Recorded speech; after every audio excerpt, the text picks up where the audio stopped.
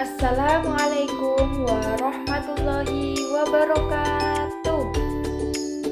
Selamat pagi anak-anak. Gimana kabarnya untuk hari ini? Semoga kita sehat semua ya. Sebelum kita memulai pelajaran, alangkah baiknya kita berdoa bersama-sama ya. Mari kita berdoa dengan mengangkat tangan bersama-sama dan tundukkan kepala. Doa sebelum belajar. Rabbi zidni ilman warzuqni fahman waj'alni minas sholihin.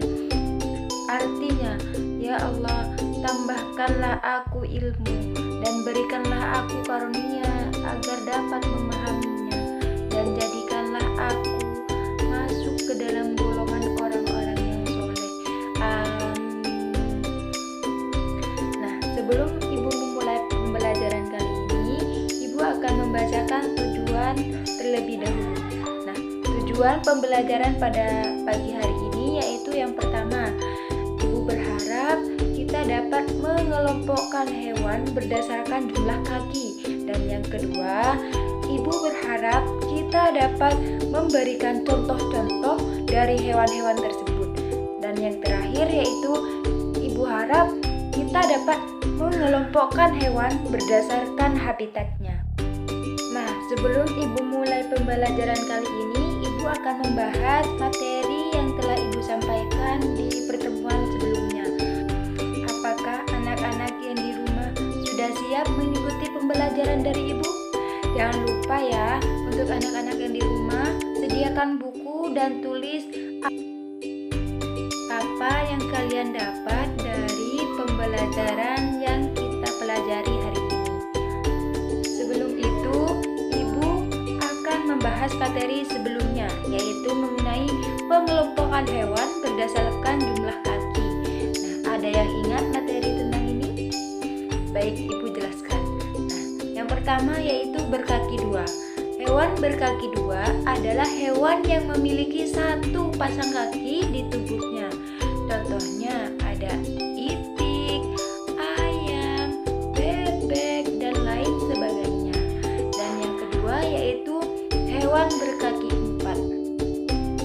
Hewan berkaki empat memiliki dua pasang kaki di tubuhnya. Contohnya ada anjing, kambing, kerbau, dan lain sebagainya.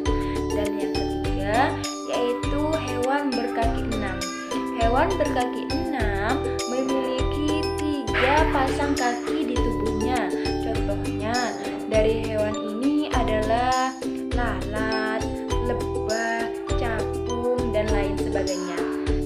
Dan yang keempat yaitu hewan berkaki delapan. Hewan berkaki delapan memiliki empat pasang kaki di tubuhnya. Contohnya ada laba-laba, kalajengking, dan lain-lain. Dan selanjutnya yaitu hewan berkaki 10. Wah, banyak sekali ya kakinya. Nah, hewan ini memiliki 5 pasang kaki di tubuhnya. Contohnya ada udang dan kepiting. Nah, selanjutnya yang terakhir yaitu hewan berkaki banyak. Nah, hewan berkaki banyak adalah hewan yang memiliki lebih dari 5 pasang kaki di tubuhnya. Hewan berkaki banyak adalah hewan yang memiliki lebih dari 5 pasang kaki di tubuhnya. Biasanya jumlah kaki yang mereka miliki tidak pasti jumlahnya. Contohnya ada kelabang dan kaki seribu. Nah, itu ya pembelajaran yang telah kita pelajari sebelumnya Ibu bahas hari ini. Nah, kita lanjut dengan materi yang akan kita pelajari hari ini, yaitu mengenai hewan berdasarkan habitatnya. Nah, hewan berdasarkan habitatnya dikelompokkan menjadi 3 kelompok, yaitu daratan, air, dan amfibi. Nah, Ibu akan membahas yang pertama yaitu mengenai hewan yang hidup di darat. Hewan yang hidup di darat bernafas menggunakan paru-paru dan memiliki bulu. Nah, biasanya hewan yang hidup di darat ini sangat berdampingan dengan manusia. Contohnya ada kambing, ada sapi, ada ayam, dan lain sebagainya. Ada juga hewan yang hidup di darat, tetapi hidupnya tidak berdampingan dengan manusia. Contohnya ada harimau, ular, macan. Nah, dari hewan yang ibu sebutkan tadi, tetapi hewan tersebut tetap dijaga kelestariannya, meskipun hewan-hewan tersebut ada di hutan. Nah, yang kedua yaitu hewan yang hidup di air. Nah, hewan yang hidup di air bernafas menggunakan insang. Akan tetapi ada pula hewan yang hidup di air yang bernafas dengan paru-paru, seperti lumba-lumba dan paus.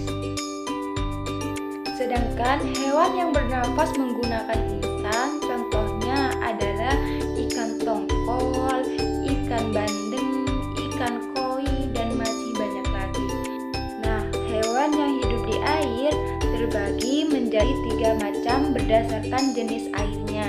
Yang pertama yaitu air laut, yang kedua yaitu air tawar, dan yang ketiga yaitu air penyau. Nah, hewan air laut merupakan hewan yang hidup di air yang mengandung banyak garam seperti gurita, penyu, bintang laut, cumi-cumi, lumba-lumba, dan lain sebagainya. Sedangkan hewan yang hidup di air tawar adalah hewan yang dapat hidup di air yang tidak mengandung rasa atau tidak mengandung garam. Misalnya ada ikan lele, ikan cupang, dan lain sebagainya. Dan yang terakhir yaitu hewan yang hidup di air penyau, merupakan hewan yang dapat hidup di air campuran. Nah, dengan kata lain, hewan-hewan tersebut hidup di air yang mengandung air laut dan air tawar. Rasanya memang asin, tetapi tidak seperti air laut.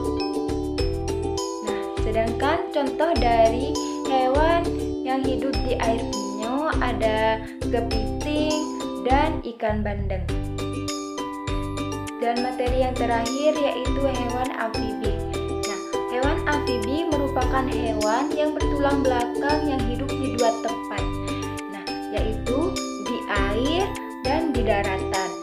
Meski dapat hidup di 2 tempat, hewan amfibi biasanya bernafas dengan paru-paru. Akan tetapi, beberapa di antaranya bernafas melalui kulit.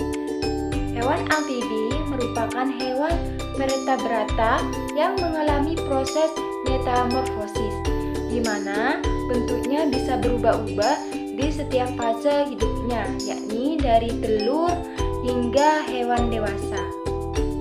Nah, hewan yang tergolong hidup di 2 tempat ini diantaranya ada katak dan kura-kura dan lain sebagainya.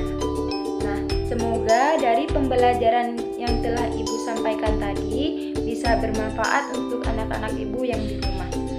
Selanjutnya, Ibu akan menyimpulkan pembelajaran yang telah Ibu sampaikan tadi mengenai pengelompokan hewan berdasarkan habitatnya. Yang pertama yaitu hewan yang hidup di daratan. Hewan yang hidup di daratan bernafas menggunakan paru-paru. Contohnya ada sapi, ada ayam, ada kambing, dan lain sebagainya. Yang kedua yaitu hewan yang hidup di air. Hewan yang hidup di air bernafas menggunakan insang. Akan tetapi ada pula hewan yang hidup di air yang menggunakan paru-paru seperti lumba-lumba dan paus. Dan yang terakhir yaitu hewan amfibi. Hewan amfibi merupakan hewan yang bertulang belakang yang hidup di 2 tempat, yaitu di air dan di daratan. Nah, contohnya ada katak, buaya, dan lain sebagainya. Mungkin hanya itu pembelajaran yang dapat Ibu sampaikan untuk hari ini. Sebelum Ibu tutup, mari kita berdoa bersama-sama ya. Angkat tangan dan tundukkan kepala. Bismillahirrahmanirrahim. Allahumma arinal haqqa haqqa warzuqna ittiba'ah wa arinal batila batilan warzuqna ijtinabah. Amin.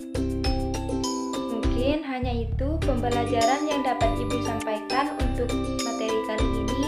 Semoga bermanfaat untuk anak-anak Ibu yang sedang belajar di rumah. Kurang lebihnya Ibu mohon maaf. Wassalamualaikum warahmatullahi